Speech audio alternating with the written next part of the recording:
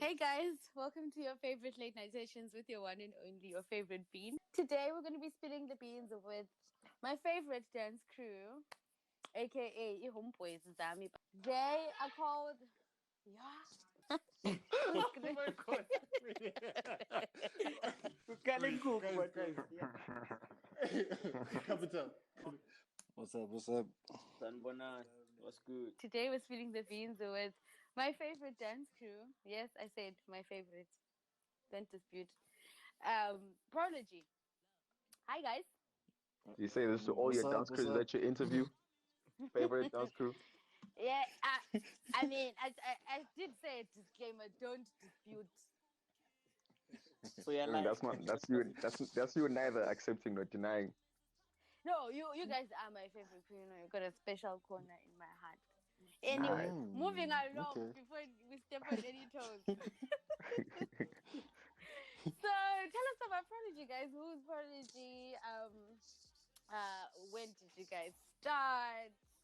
Whomster you? Whomster you? You know? bro, get a road. Who's No one wants to start. head game. But head boy. No, Bingo, just go ahead. Articulate. I know umuntu olama masters. Come over. I will hate boy. So we equally in this. Okay, so Yeah. Prology is family. What? It really is. Is what? It's like these friends that came together to start a dance crew. There were so many of us back then. And then as time went, like the numbers started shrinking for various reasons, like going to uni and stuff like that. So we have MCM, the Blinko, that's me. Then we have our 24 hour, who is Blinko's cousin. And then we have Rodney and Rodwell, who are also brothers. So when I say it's a family, that's what I mean. Yeah, bro. I don't remember you guys being more. There were Like- we're a lot. There were a lot. We're like You 9 on the way or up too late. now. Almost Yeah. 9, yeah. You're not a day one, so really we know now. I am a day one, just that fella. Beyonce. So clearly you guys in the forefront because I don't remember seeing any other faces. Exactly. All 4 of us are Beyonce. Oh, four Okay. of you are Beyonce. Okay. We'll just leave it at that. So how would you define Prology? What do you guys stand for? What does Prology mean to you? I think what Mitimbe kind of said right now stands as the thing. We were more of like a family trying to push an agenda. To be honest, like the idea of just pushing the culture as a squad, as brothers. I think that's what it just stands for. Like more of like a brotherhood. So I think that's what Prodigy really stands for. And what agenda is this? Like, what are you trying to put across? We're basically trying to break the industry for like us, like especially from back home. You know how things are like back at home. You know, there's no dance crew that's really doing it internationally or anything like that. So literally, that's what we're trying to do, or what we're executing at the moment. So that's what basically Prodigy is trying to do, and the agenda is. So yeah, but with the brotherhood mentality as usual. So yeah. Lou, can you tell us how the journey has been for you guys and how long you guys have been a crew? Yo, you asked me the proper question.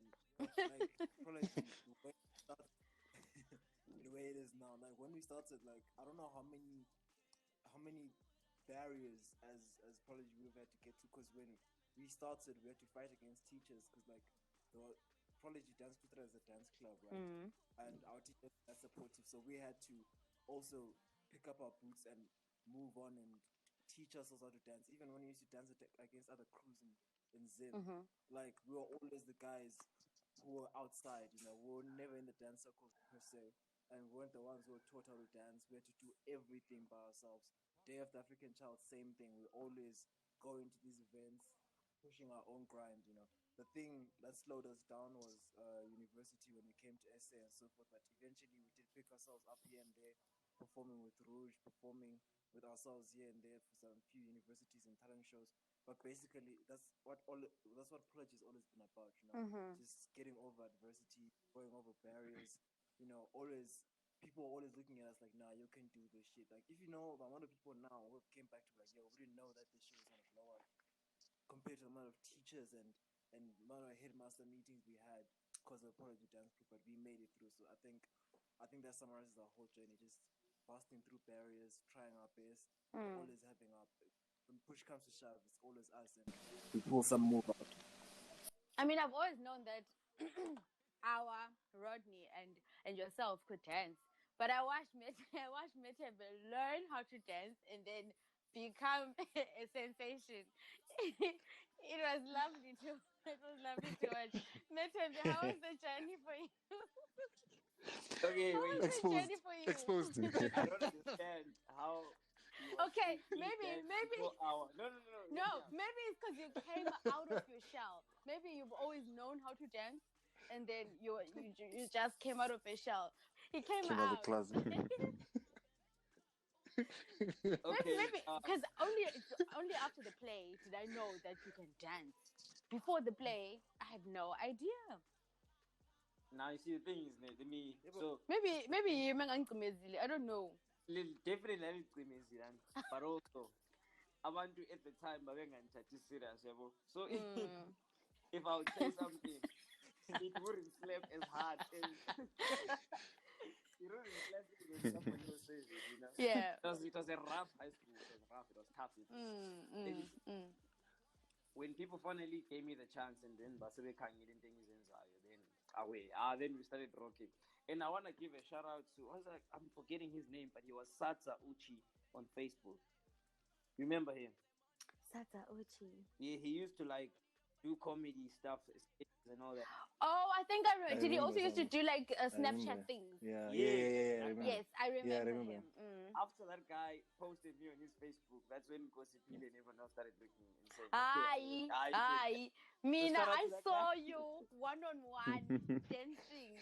Lay my Facebook, what? I didn't see it. So, Lou was telling us that you guys started in high school. So, how many years are we talking here of Prology? We calculated it last time. What was it? Was it 8 or 6 when you calculated it? Oh wow! It was 8. It was 8. It was 8. It was 8. When the world was 2012. It was 2012 when we really started. Because that's where, like a phoenix, you rose from the ashes. Yeah, we showed it. But anyway, Amen. Mm-hmm. No, we see you it. Rose. Yes. So, yes, which Kev. style Yeah. do you? Which style of dance do you guys think is your strongest, and why? I think that like it's ironically, if I just say it now, someone who's listening who follows dance might not actually know what I'm talking about. I'll call it new style because the very first people who kind of inspired us the most, especially when we were young and kids that were following, were doing new style. So new style is essentially, it doesn't really fall into one category. It's like taking what you like from this and what you like from this and combining it into your own thing. So we are not exactly boxed into any particular style. We just take a bit of this, and just put it into one thing and do whatever it is that you feel like doing on the inside. So it's called new style, but very people know what it is. So by description, it is just a combination of anything that you like from anywhere. So it's just basically your rhythm is your strongest point. Yeah, but Yeah, and I was about to say, just to add on, like, if you want to get a proper reference of how where our inspiration and everything comes from in terms of the style, the Latins and a few other France dancers that they actually execute the style. That's where we usually get it. That's how we execute our style. So it's a mixture of different rhythms, movement, and incorporating into one specific kind of choreography in a sense. So that's how we put it in a sense. If you were to just sum it up. How would you describe yourselves? Now, I want to know individually. Handsome. And then at the end, I want to know how your respective characters or personality traits have come together and impacted the crew positively or negatively. So I'm going to start with Lou. Lou, how would you describe yourself? Oh, you're gonna start with me. All right. So I need you to repeat the question. Wow. How would you describe yourself individually? And then afterwards, I'd like to know how your different or your respective characters or personality traits have impacted the crew, be it positively or negatively. So I'm gonna start with you. How would you describe yourself? I would describe myself as creative. Yeah, I think in Prology that's what I bring sometimes. Because like when it comes to choreography and so forth, it's usually something that me and Metembe are really into, and so because even me and Metembe are the ones who went to go study, dance and so forth and so forth. So it makes sense for us to be more choreography inclined. Not to say that I was about to say I know, like if yeah, that's what I bring to the crew. Just creativity in the sense of there are moves to be done. I mean, they want to say, "Oh, you know how to be dope," and then you're like, "Yeah, yeah, yeah, let's try that." That's usually where I come from. So yeah, that's me. An hour I don't know. I don't know. I've been trying to think about it, but I guess say, doesn't necessarily have well, to be how you feel like you contribute to the group. Just describe yourself, and then afterwards, as a group, we are going to decide. describe myself. Oh, okay, okay, okay. 10 I hear you. Okay, let me see. vote. Describe myself. I think I'm opinionated, highly opinionated. Um, I think I have low tolerance for opinions I don't agree with. With I think still goes me being opinionated, which kind of means I end up in a lot of disagreements, a I was lot of about to people. say that is very true. I think I'm also a music fanatic, Okay. and I think that kind of sums it up. Yeah. And Metembe. Okay, I think I'll help our out there with his contribution mostly. Our has, like he said, with the music thing, so he has a very, very good ear, and he usually knows what's next. He knows what the trend is. So sometimes he just comes, guys, do this, and then it's done, and then views will just pull up on levels. So he understands that as well. That's one of them. Yeah.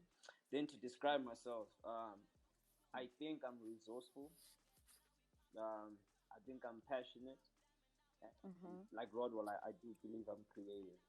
And I think all that amalgamated and put together, it comes down to me. As far as contributing to the crew, I think um, I'm always thinking like about the next thing.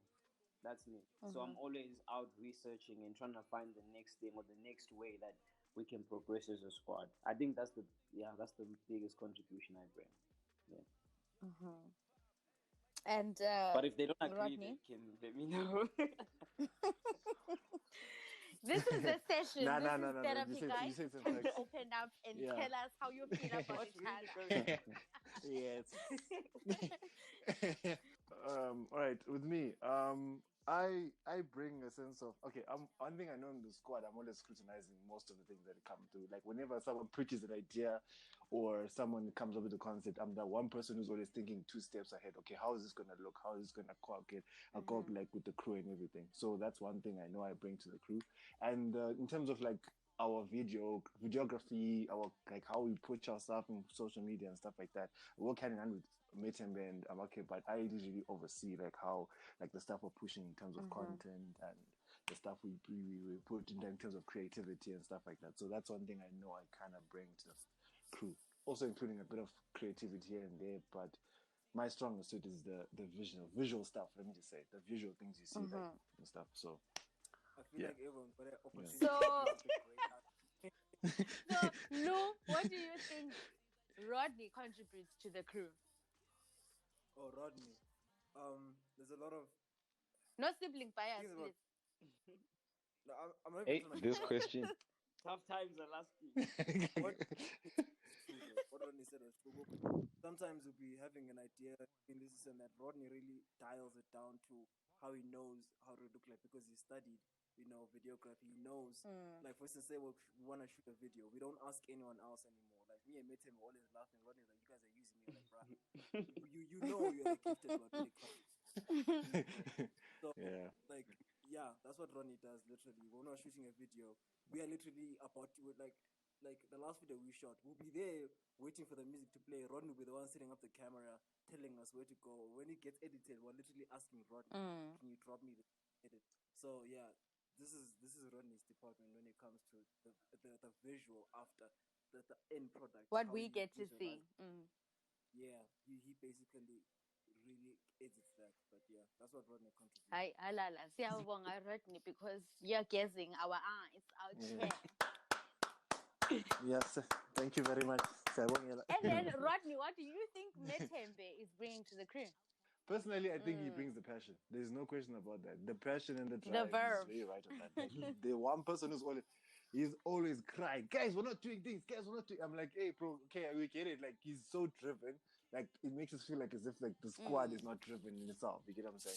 Like so, he's the one person I can agree and attest to that. The passion there, I agree 100%. He brings that into the crew. Like even like the resourceful part of things where he tries to put gigs together if he can or what he can. He's that person who's always doing that for us. So that's one thing for sure. And I our, test. what do you think Lou brings to the crew? Um, I'd say, especially when like we do recordings of videos where it's just me and him specifically, because I 99% of the time I'll be the one to say, bro, let's do this video with this song. But then personally, as much as I get there with the song, I usually get there with how I think the video, the dancing should look without knowing what it should be. So I don't always have what the moves are. So like when I have a dancer's block or something of that nature where I don't know what the moves are, he will give me a move of like, I don't like that, I don't like that, I don't like that. I might not like this and I like this, but the thing of where when I have no ideas in my head, he produces like 10 different moves and I can just pick one. There'll always be that one move that I know, okay, that one is a perfect one for that moment.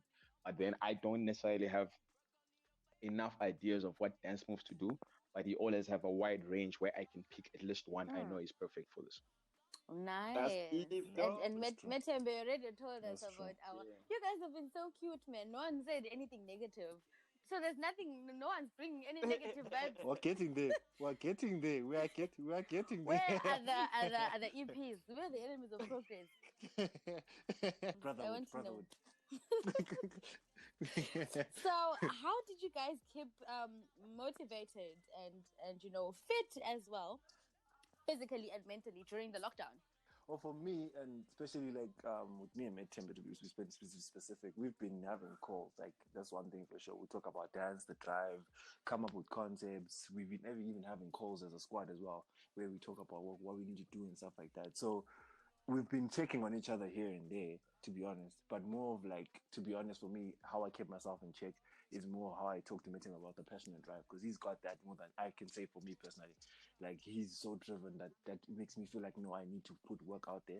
So that's one thing I think made it simpler for me and for the squad, I guess. I don't know if that makes sense. Yeah. So yeah, Damn, bro, you're saying what such can you deep say? stuff, dog. Away, man. For me, Yeah. the thing is, again, like I was saying, collectively, I always want to try to do things collectively. So what we did, like Rodney said, we had calls here and there. We'd call each other, we'd message each other. Obviously, you have the group chats on WhatsApp where you chat here and there. And for the most part, we really do hang around so much that even if we don't talk for a while, we always know that we're there for each other. So sometimes we don't even need to be speaking per se, but we just know which nah, these guys have my back. So even if I'm alone all the way in Pretoria, I know it. If Rodney is alone all the way in Joburg or with Rodwell, it's the same thing. Um, Ultimately, so like we'd even try to do certain, I don't want to call them challenges to say, but just the thing of, okay, guys, this week, how did it go? Did we manage to work out every day? Did we manage to practice every day? Now it was difficult because APC. So we kind of used to, we had sessions like that, and I think in a sense they contributed to the health physically and mentally. Yeah. And what are some of the challenges or frustrations of juggling dance and studies? And how do you cope with them? I think the biggest one more than anything would be like how to grow and progress, like to just become a better dancer every day, become better than you were yesterday, because essentially the only way to do that is practice. But then it's hard to have time to practice, time to go to school, time to study, and time to attend performances. To have time for all four of those things all in every single week, that kind of is the most difficult thing. So usually in a week where, for example, I'm motivated to dance every day, I'm not really studying much. In a week where I'm motivated to study every day, I'm not really dancing much. So ultimately, it goes down to progression, rather like how do I learn more in school that I didn't know yesterday, or how do I learn more in my dancing and freestyling that I didn't know yesterday. So I become more stagnant in my progression, both in dance or in studies. One has to benefit for the other to lose. I can't really progress both equally. And Lou, what three characteristics do you feel are most important for dancers to possess? Confidence. Like that's the thing about that. Yeah. You're asking the right person about this. Confidence. Wait, what's it supposed to be? I seem to be throwing the real questions to the real person. What's like? Wait, who's not the real person? Please address that. Need confidence, because one thing I've really learned about dancing is that you can be the most excellent dancer, but if you don't believe it, it will show. It will no matter what you're doing, it will always show. So you have to have confidence. You have to have persistence, because the thing about dancing is that there's that 2 seconds where everyone says, "So you're really gonna dance, nigga? Like that's what you're gonna be doing now?" Like there's that 2 seconds. Also, as Prology, we had to fight. Let's not lie. When we were going from Zim, everyone was like, "You guys are crazy. What are you guys doing, Prology? What are you guys doing studying these subjects?" So as a dancer, you really need that kind of not. I'm doing it. Yeah. And then I think the last thing you also have to have is respect for yourself, because one thing you have to understand is that when you get into this industry, dancers, if you don't stand up for yourself, no one will stand up for you. Like artists have got their own way of doing stand up in the industry. Dancers also need that. So when you get into industry, you also need to know that you have rights. You also need to know how to maneuver and ensure that those rights are respected, because it's very, very, very easy for that line to be. Next thing you know, you're looking brass by yourself. So confidence and the other two I mentioned. Yeah. So who or what has been most influential in getting you guys where you are currently in your dance career? Well, it depends where you're going at. If you're talking about SA, where we're at right now, I think we all that to Macmillan, because he's the one who also hooked us up with the Rouge. Without that connection, without that connection, half the things we would have seen in the last 2 years would have never seen. Fact. Not to say that we'll do this without him, but I'm trying to say he made that connection. Shout out to The Ginger Macmillan. Mac. At the Ginger The Mac Ginger on all Mac. social platforms. At the Ginger Mac. On all social. Okay. And Zim. Zim, that we have to put on ourselves. I mean, in Zim, there was no opportunity given for us. Petra, we went there, we did it. Convent, we went there, we did it. G3, we went there on our own, we did it. Only one time to work with another artist, which is Elena. That was when we just went to Harare in Chinoy, right, Ronnie? What was it? Yeah, it was in Harare for Gloria tour, the Gloria tour. That's Shanice Pullen or Elena. Shanice Pullen, yeah. Elena. Elena is Shanice Pullen. Yes. Shout out, big love to Shanice. Okay, what has it been like working with one of the biggest female rappers in Africa, Rouge? It's been amazing. You get to see things that you never thought you'd ever see. Like, the things you learn, and she's taught us so much. Like, so how the industry works, like the different artists, how they do things, the movements and stuff like that. Like, you get to see the behind the scenes of everything, like the work ethic, the hustle, the thing. She taught us like a lot of things. She put us under her wing, and she's really done more than just showing us the industry, but she's actually put us on in a way, you know what I'm saying, where people now know who we are in a sense. So like she's like helped us more than most artists would, because most artists, they just want like you just dance 2 seconds and then that's it, you move on. But she would like guide, she would guide us and tell us, no, listen, guys don't do this, you guys do this, like here and there, show us the moves, with people to contact, even like how to talk to corporate people and all that stuff. So you have that corporate mindset and business mindset when it comes to your art. It's something that she really made us understand and see. So that's one thing I definitely know, that like for working with artists from Rouge perspective has been a very influential thing. Yeah. I think also just to echo Urodi, there's like a lot of how can I put it? I want to say like more serious, like in terms of like looking at life as a whole. We've learned so many serious life lessons, and I think Rodney has kind of like already expanded on most of them, and then there's also many other more. But at the same time, I think it's only right if we also highlight the other side, the fun side, because it's also lit, you know. It's like learning how to cook and stuff. It's not, bruh, like you just, you know, I'm there on campus, and then I get that message saying, on Friday, guys, we're going to Cape Town, you know, and I'm just, and I might have been having a great week, and when I see that text, I'm like, damn. And then you get to Friday, you find out, oh, actually, when we do get to Cape Town, we gotta fly to Durban for another one. I'm like, oh. You know, and we, as a crew, we've done so many things. Like me and Rodney used to speak about, yo, when we get to SA, we're gonna dance for artists, we're gonna sleep in these hotels, we're gonna be in these planes, these private jets, you know, the standard dream. And when we got here, we've had to, you know, we've gone through that. You know, even the biggest stars that I grew up seeing on TV, I now get to speak to them like often. I have some of them on WhatsApp. It's just stuff that's very, very crazy. So I think even besides like the serious stuff, on the other side, it's just been lit. It's just been vibes. It's just been amazing. And to be honest, I don't think my experience as a student would have been what it was had it not been for, you know, this.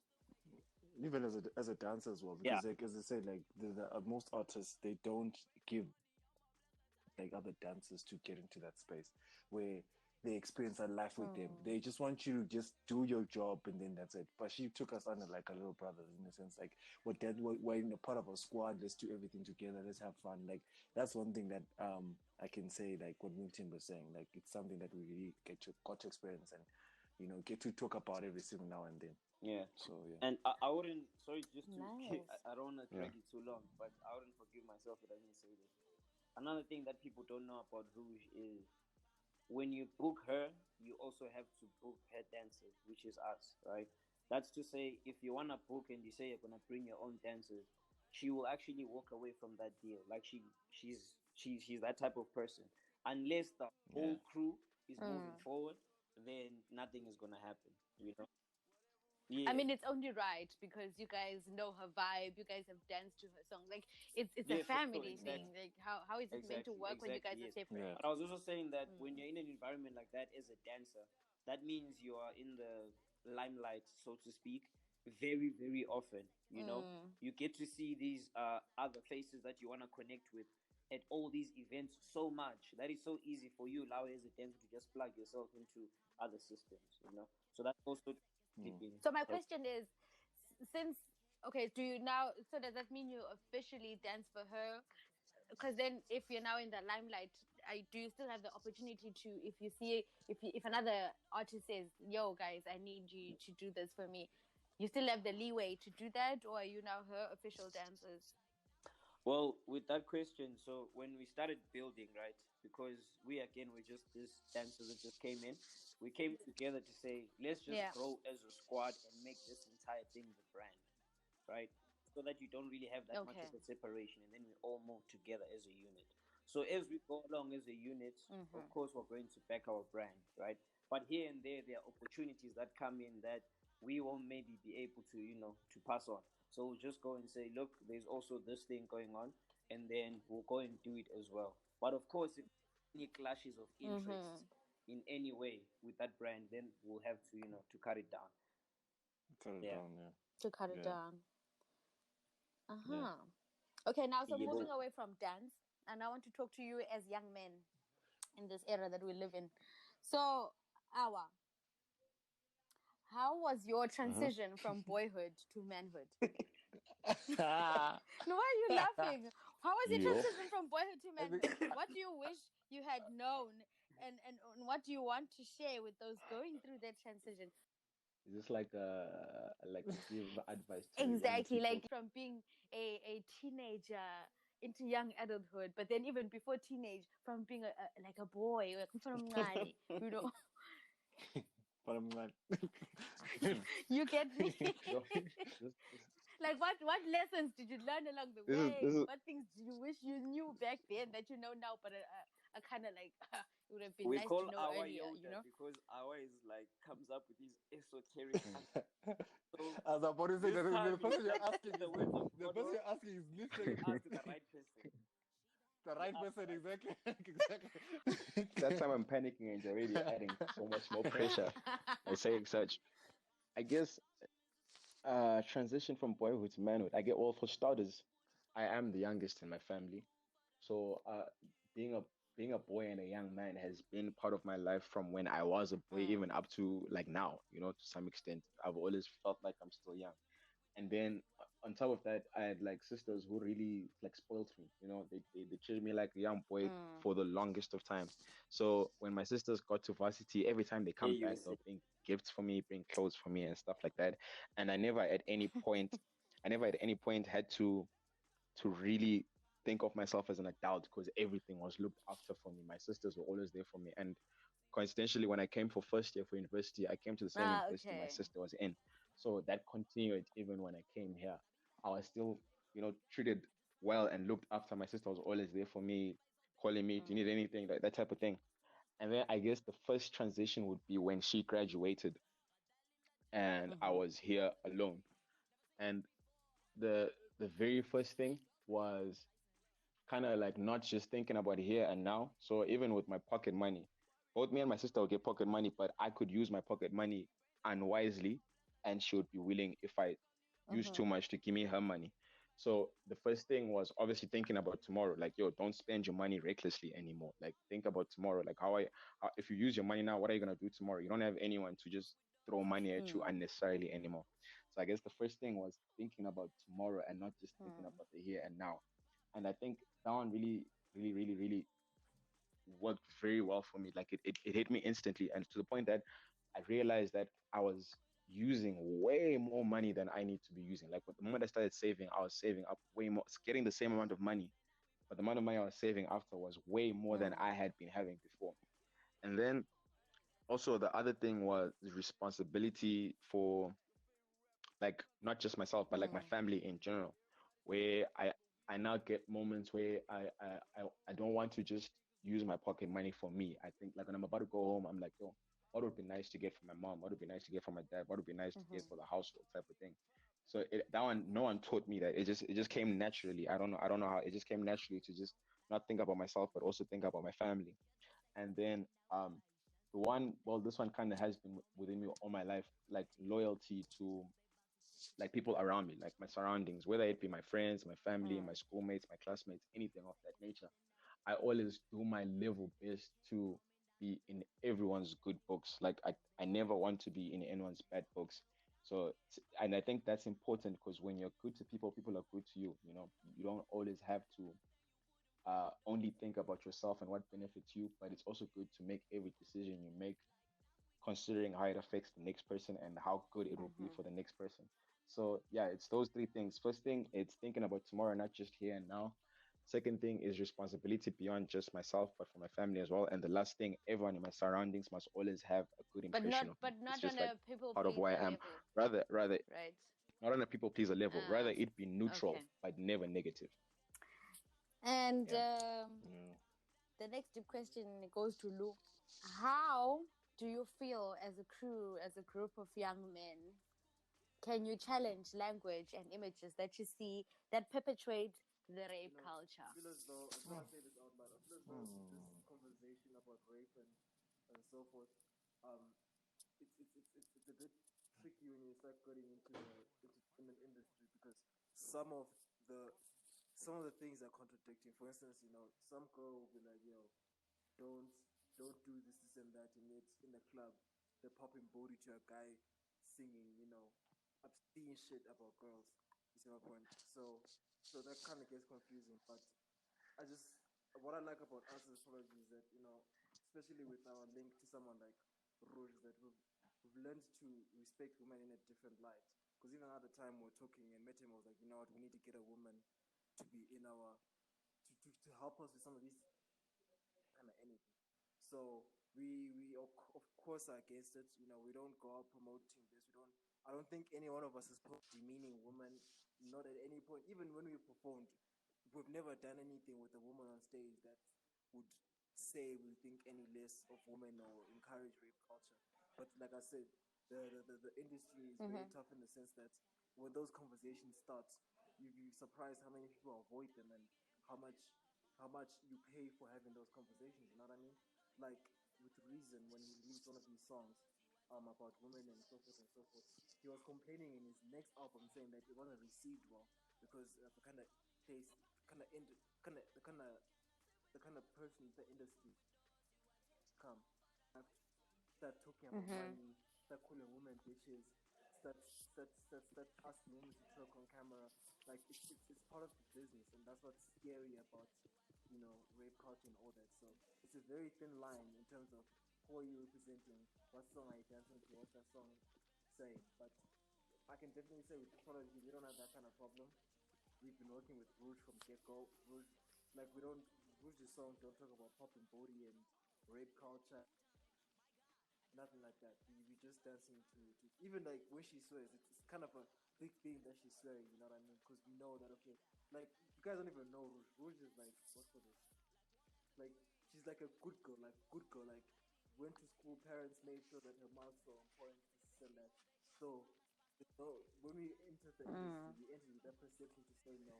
We're not here to tell women to go pop body. We're not here to tell women to be sister like. We're here to respect them and understand that no, they have a thing to say. They have a right to this industry as well. So I think that's it in Prology and rape culture because the two are connected somehow. I always look at another woman as if like they are my sister of some sort. Do you understand? Where would I want my sister to be doing that in the first place? Would I want that to happen to my sister in the first place? If I don't agree to it and have something about it in some form of way, like this is not good. So like the whole rape culture and the whole idea of presented on like television.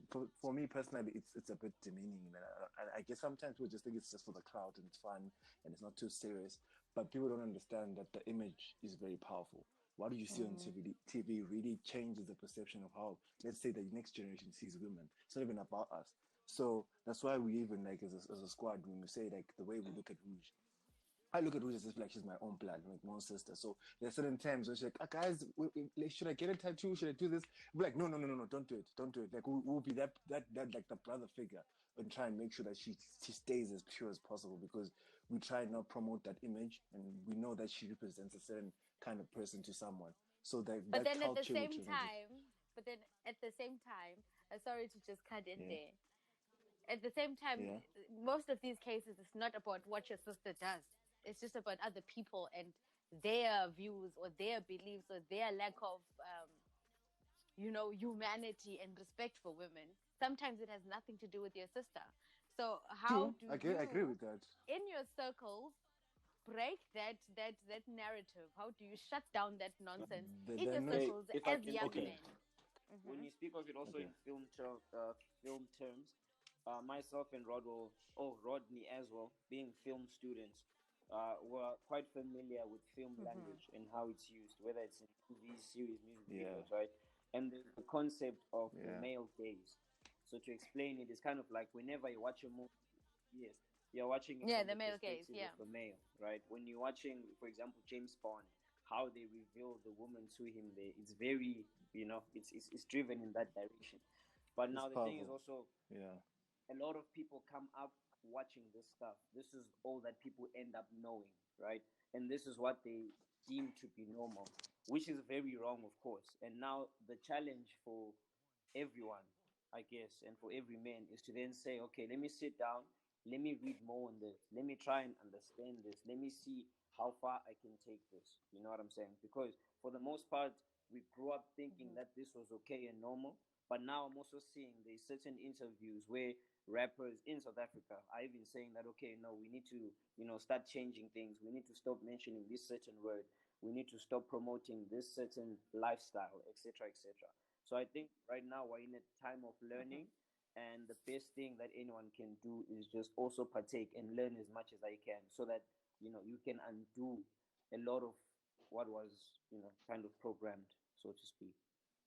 Yeah. Great stuff. And for you, Metembe, your serious question is, as young men in this era, what values do you think are critical to communicate to young men of today? To young men of today.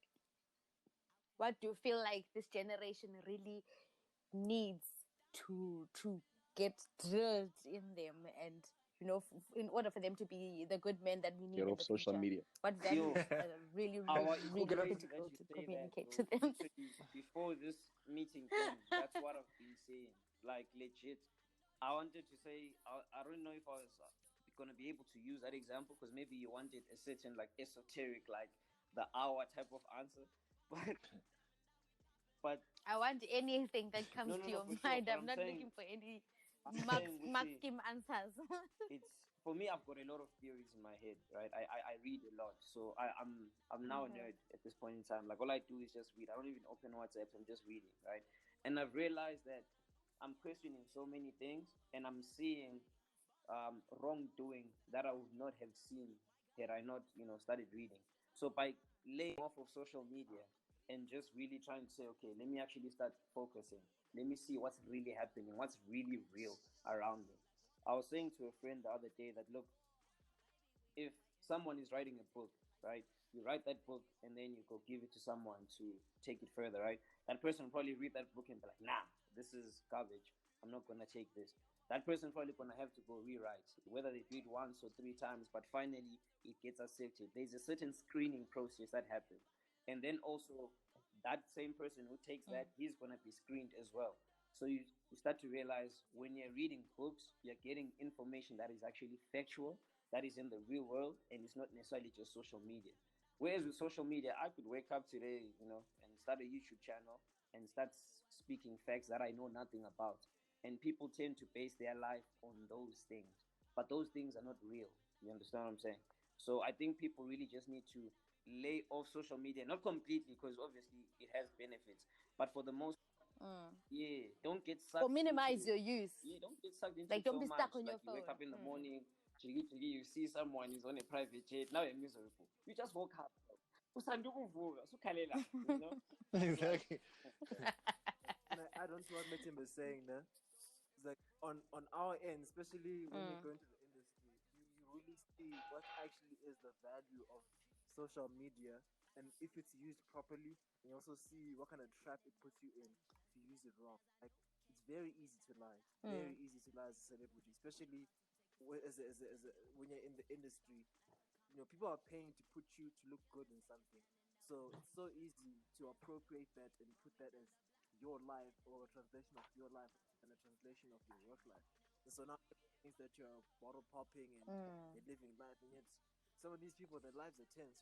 Shit is real going on about. So like with social media, you should be very careful because you can just get lost in that whole narrative. Then Yeah. you wake up and you're depressed Exactly. because you're living a Exactly. lie. And because please, can I share this statistic with you? It like baffled me. I saw it said a lot of millennials. I don't remember where I saw it, but it was saying something about 60% of the teens or the people growing up now in South Africa, right, born into a middle class, are going to receive. 60% are taking their families back. So, like, if say your dad was doing the most, right, and then he made whatever money he was making middle class, a lot of 60% of us are now taking us back. You understand? And so for me, social media and this thing that Rolly is talking about, where you now start stunting and you have to make certain sacrifices that are not necessary, that are just keep on plummeting you, killing you, and people are selling you lives. Yes, they're selling you lives For that don't the exist. gram. You know what I'm saying? And then I think a lot of that number or portion of that 60% is also highly influenced by the image that are created in social media, where people end up getting a completely different, understanding of how the world works. And those certain things have a lot of repercussions in communities, families, etc., etc. So it's something I'm really passionate about. That's why I decided to ask you guys as young people, because we want to break this chain reaction. That's why I wanted to talk to you, so that you also share your experiences and your knowledge, so that we wake up the Generation Z, so that they also don't get sucked into it. Because I feel like they're the ones who are most vulnerable to just get caught up That's and true. never They come brought out. into it too. True. Yeah. The growth of Prology to what you're saying now. I was just talking to Ronnie the other day. I was like, Ronnie, you realize that we didn't get like popular of I don't want to say famous, popular in Bulawayo by social media per se. What we're doing is we're actually going to people performing at events. We're actually going to competitions. Yes. So it's all actual those videos we're face-to-face doing, popularity. it was just proving how much we are killing it, as far as dance goes. That's all it was, to the point where it's like, oh man, it sucks that you couldn't be there. But since you're not there, just see what happened. But I feel like now there's been a certain reverse where now it's about what's on social media. It's not more about meeting up. Okay, so now because Bean loves having fun, we are going to go into the hot seat where people get to spill the beans, literally. Are you ready, guys? Oh, yeah, I hope so. I hope so. Depends what exactly this is going to be. Mora. So. When last? Yo, when last. What are some of the things that men think about when they're sitting on the toilet? It's not like I have an access to every man's mind. As a man, it's only itchy. Like, I'm going there with the bitch, be like, my nigga, like, what you thinking about, right? It's gonna itchy as a man. As a man, I'll tell you what I think about. I think about my dreams.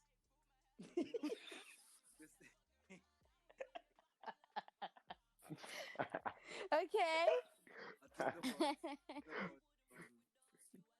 don't know. I think about. Let me tell you something. I can definitely tell you it's not something that's amazing and so you that you like. There's a reason why no one shares that. But yeah, basically it's otherwise. If my phone is not there, then trust I'm thinking about my dream, future plans. But if my phone is there, then Candy Crush away. Okay. All right. Lawa, would you rather be caught picking your nose or picking Same a question. Oh.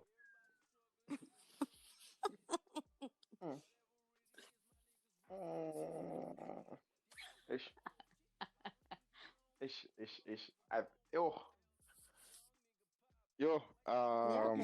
In 5 seconds. There's actually no better one, bro.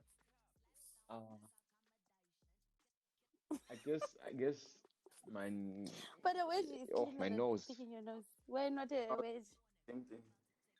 It just looks weird for someone to just be having their hands down there. Okay. All right.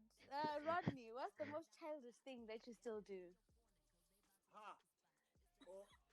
Childish thing that I still do. Okay, wait, let's just describe childish exactly. If you have to ask that question, then I'm worried. No, do you know what I'm saying? Because someone else, let me give an example. You would think that, okay, playing video games is childish. You know what I'm saying? That's something that someone else. Well, for the male species, we've all established in this life, video games are a necessity of life. You know? Yes, sir. Okay, so besides, video games are not childish, by the way. We've just established. What's that one childish thing that you still do at your big age? I don't know. Like, I really don't. There's that one thing that you do and you're like, saying him dal. Give this question to someone else in the group. Like, say, what's the one Metembe. that is childish? That makes it Metembe. What? What's the one? No, what's the one childish thing? The childish. I think if I'm being. What's that one childish thing that you think Rodney does? Still does. That's the bit I would. Oh. Childish. It's how, like, when we play FIFA, how he behaves. Yeah, Kalala. It's very childish. Yeah, It's childish though. I don't think it's childish. It is childish if you throw a tantrum and then not to anyone in the room. No, it's not that way. That's what you're not saying. I mean, sometimes let me say, like, for me, I know I'm one person who reacts. Like whenever, let's say I'm playing, even the person that passes the wrong pass, I'm like, hey, yeah, I'm passionate. That's the thing. Yeah, it's passionate. Like childish way, like maybe let's say you're 20 shooting. Guys, childishness, your passion. Yay!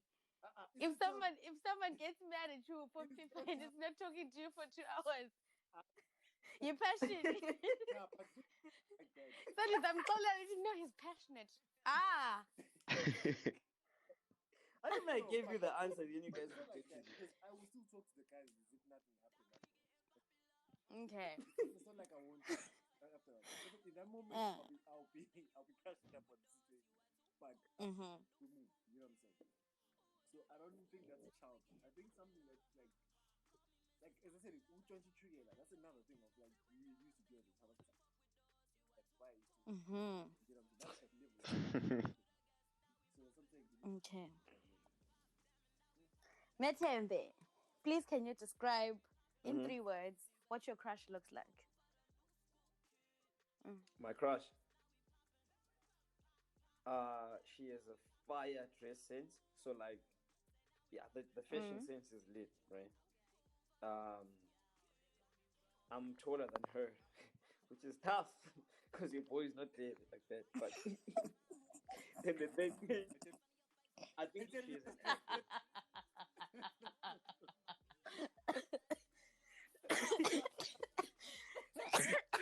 Afro and Dimples also. Afro, Dimples, shorter than me, fire fashion sense. Okay. That's it.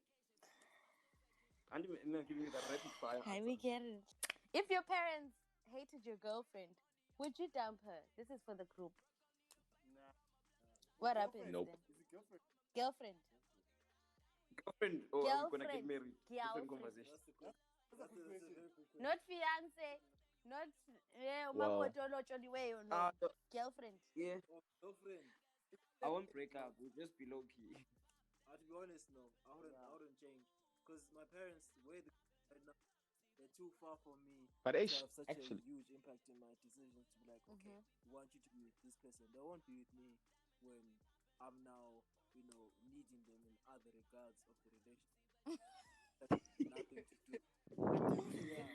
Ladies and gentlemen, he just went there. He went there. Where you didn't want him to go, he went. Why are people turning? This is the thing I hate about how people see parents sometimes. They think they're these overloads who absolutely know everything about life, who know exactly where your life should go, as if they understand how the world is changing, the new demands of the new generations. Even women now, it's not even about just choosing a woman. Now, you choose a woman who's on the same mindset as you. It's no longer a thing of you throwing cows to her and she's just gonna obey whatever she says. Now, So she true. The now parents are jealous sometimes. yeah, that's the truth. So I think we need to be careful as to how much we listen to we let our parents guide our lives when they themselves are not sure what's gonna happen in the future. I mean, like they've no crystal ball. And don't get me wrong, they have a good reference as to what not and not what stupid things. But is Vilomzali alweli phansi mos? Yeah, of course. Of course. Wait. And let me give an example. what a way to change the fun Oh, section of the interview into being Look, deep. mina mami look, ndifundise ukuthi nalilalela coming Mami, nalilalela that's guys, disclaimer. nalilalela nalilalela nje kwanza lalela nje khuluma support let me finish. they're gonna watch listen to What I'm trying to say is, look at how when we went to Zim, our parents, most of them were grown told, be a teacher, be a nurse, Be a because that's doctor. what the frame of reference that they had with their limited view of the world. We're living in a world that's moving faster than our parents can even comprehend. We are already struggling with some of the technology, like social media. Social media is supposed to be, we're talking about how bad social media is. Social media is it's a 2000 something invention, and it's already giving us problems. Our parents have no idea with that. They don't know. They are struggling. What I'm trying to say is that you get the point. Hey, Wangen. Hey, Hey, my Wangen. man is going deep just from what you're gonna do with your girlfriend. let's Think go, about bro. in the toilet. Away. Yes. Wrong time to answer that one. Yes. Okay. Personally, I think the odds are if my parents don't like my girlfriend, odds are because they're very accepting. That means she's actually genuinely unlikable. There has to be a reason why they don't like her. I don't think if they were just disliking Jay, there would have to be a real reason. So I would also have to question my decision if I can say my parents don't like my like it. Although the real answer is my parents don't know any of my girlfriends, never have, never will, up until I decide to get married. But in a world where they did, I think that would actually question my decision. Metembe, Yeah. what's your worst habit currently? Like Yes. right now. Yo, my worst habit. Yo, I don't know, hey. All right. Lou, what do you think is Metembe's worst habit currently? When Metem is winning on FIFA, he will make you know. Losing against Metem, you don't understand. I've had to He's right. He's This right. year, That's guess the one. what team in FIFA is the worst? You will never. So he's an egg. No, It's his whole strategy, really. He gets into your mind. I think it's more of a bragging situation. It's a Okay. Boasting. yeah. Have you seen Conor McGregor fight, Nkosi? Or to the listeners out there, Conor McGregor will come and tell you, round 3, I'm gonna knock you out with the left hook. You know what I'm saying? And then he does it. That inspired me to say, dog, me, I also want to be able to score in 37 So you minutes just go before to the your game starts, person and yabo. say, and you miss them. You understand? But it's, for me, it's always like friendly competition because that's how I grew up. But I think sometimes I overdo it. I'll be honest with that. Okay, so more childish, kahle. Mm-mm. You're the childish one, kahle. A fun one. To the group. Would you ever consider posing for Playboy? Naked or dressed. Let me be honest with you, bro. I've never even seen a Playboy magazine. I've also never. If I I'm assume wearing it's naked. If it's boxers, naked, I'll yeah. But if it's like, Samosa. yeah, if it's like briefs and all, yeah, we can get it. Actually, Not to try. now that we're here, guys, No, boxers or briefs? Boxers. But I'm brief, bro. briefs. The Calvin Klein left. Calvin Klein highlights your point. Wait. What? What's the difference? Exactly. What's the definition of brief? Isamusa is a what? Those triangle, Because we the established triangular ones earlier are not brief. Samusa is the triangle, Shandy. No, that's not. It's not a panty That's- because men don't wear Yeah, panties. we'll just, I don't grew know. up knowing them as The briefs. triangle. You know, Isamusa lelanele primary, elile regen, etrabeneo, and they usually like used to be army green or khaki, cotton, I know that. and red, like I like never a heard that in burgundy my entire maroonish life. red. And red. Boxer Ishoti lelanele ingena umoya. Short. The sports. Exactly. That's a boxer. It looks Okay, like so boxers shorts. what's Shorts. your The choice? shorts that boxers wear. Briefs or boxers? Briefs. Akula mntu osagqoka isamusa la. No, I've never worn a Samusa myself. That was a very brief answer. Why? I don't. I just wear them. Why you like? Neighbors were wearing them. I was like, hey, I don't follow this trend. So Anyway, moving swiftly along. when you're 4 years old, you come up. My dad didn't like that stuff. Why gqoka ama-pampers? They don't even exist at that age, bro. Why gqoka ama-pampers? Iphenti guys, iphenti ngelamafasi.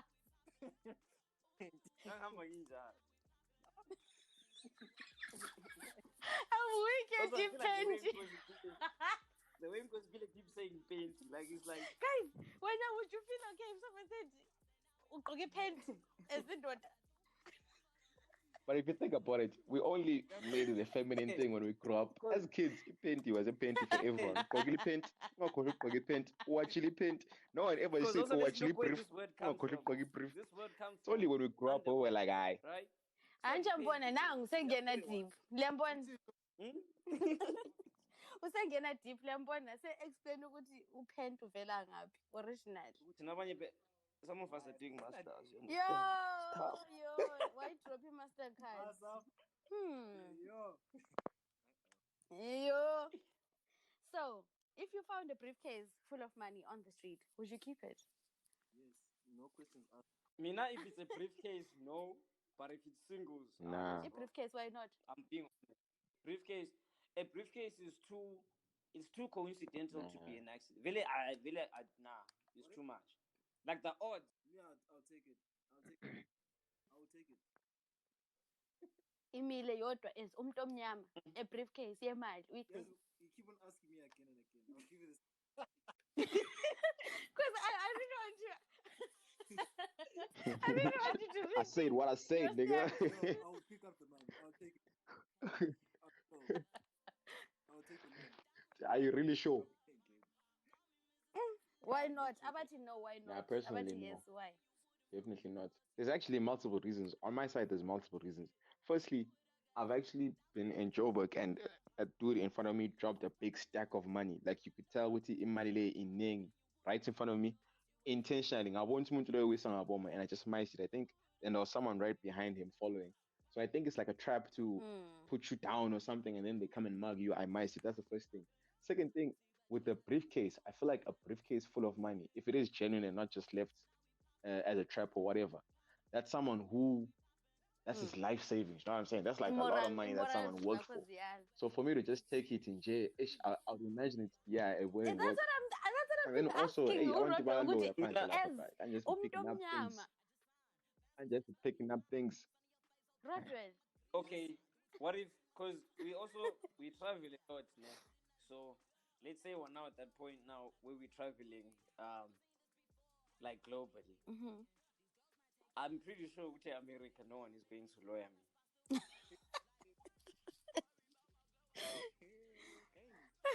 Bruh, you think witchcraft is just an African thing?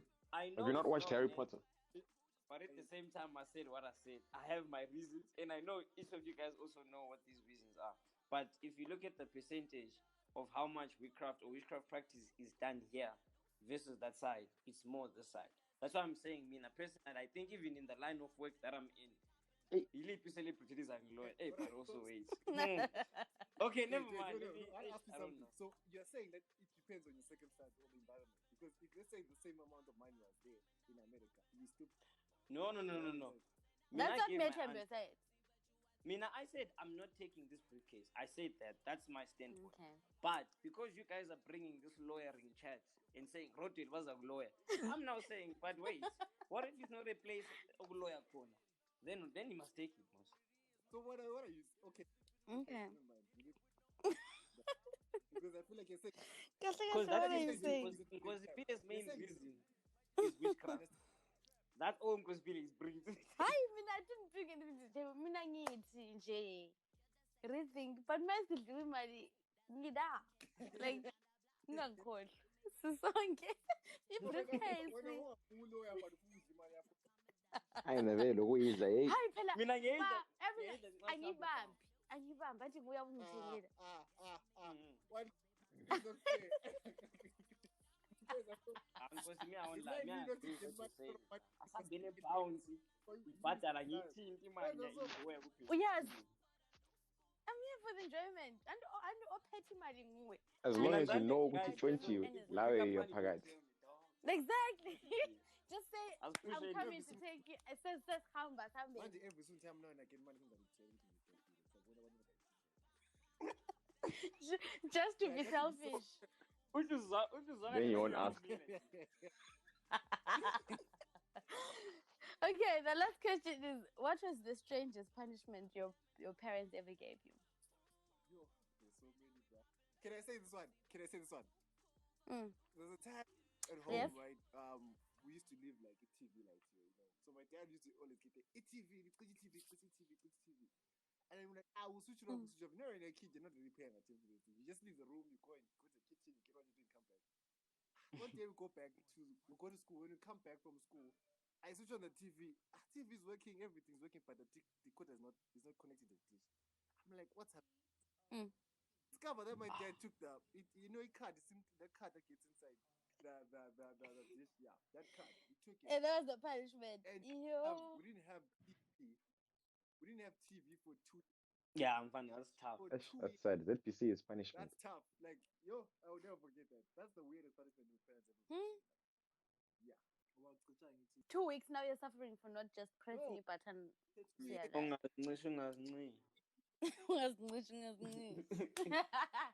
don't think I've had any strange punishments. As far as I can think of, it's just being beat and my phone taken. Nothing strange. And Metembe? Yeah, I mean, for me, it's the same thing. It's like, for me, it was just straightforward, dog. Like, if you mess up or you do something wild, man, either about shy or about titi, son. Yeah. Anyway, guys, thank you so much for joining us today. It was lit. Thank you so much for giving us your time and your wisdom and sharing your story with us. We really appreciate it. We appreciate you for inviting us, for real. Thank you so much, Nkosi. We look forward to seeing you guys more on our screens or on our socials. We look forward to seeing you guys excel. At Prology Dance Crew on Instagram. Amen. At Prology Dance Crew on PROLOGY PrologyDancecrew at Prology Dance Crew. On we tag each other there, so you're gonna find me. I You'll mean, find everyone there. Prology Dance Crew. Music. Anyway, guys, thank you so Yeah. much. Thank you so much. It's been lit. Thank you. Thank you so much, guys, for tuning into that lovely MCM's catch-up episode that we just did with the Prology Dance Crew. That was our last MCM's episode for the year. I trust and believe you guys had a blessed 2020. It wasn't easy, but we've made it this far. Thank God. The backtrack that's playing is Popular by Rouge featuring MT, and I'm not leaving you guys empty-handed. I'm leaving you guys with Nyege Beng Mele by Awakiwe featuring Ghanaian Stallion. Stay blessed. I hope you guys had a lovely Christmas, and I'm wishing you a prosperous 2021 from your being with the biggest love. Yo, Stallion on the look, I've been around and I'm still here. I've been a thug and I'm still queen. From the death, but I stay clean. And I know they hate that I stay lit. For 4 years, man, I laid low. Getting bunny get a chance to blow. I got the lamaj and bajan kashan and jang on bobo. But look, bas my king, bas rappelling young. What in Tamina, what in Bogot. Walling a mina, but for some tongue. Shish, that you miss Sholo. I don't know, rappelling. I'll go put on pot and go about pot and you was about cock. Who knows the leaders, they pull up a pull up cock. A pot up a gong. A sugalingos of the calling and beds. Not a shong at as long as I long and beds. I should sell him pep. And don't look up as Vusalis pep. Look, I'm tending to Zabonondaba. As well as secret. Double boss, the level is high, yet when I listen, my particular lang bamba. Every time I get spit, I touch my lesson, and I got the hustle, the master, the passion, and brother discussing and trusting, the special rapper, you can't see Sagas, the Bantuin. Younger Balunga, Fungo Mama Nube, Hanya Batus, Available Kuka, hey. When I step in the boot, oh my god, you're from a cross. I'm not the kind that you wanna cross. Fanagumaka, I'm a predator, trap me a bury and force her to carry a cross. I'll divide you into two like Moses, I'm a ruthless goddess. Father, forgive me, I have sinned. Blood on my hands, I've been killing them since. I am Yagger Bang Mele. Oh, I'm Yagger Bang Mele.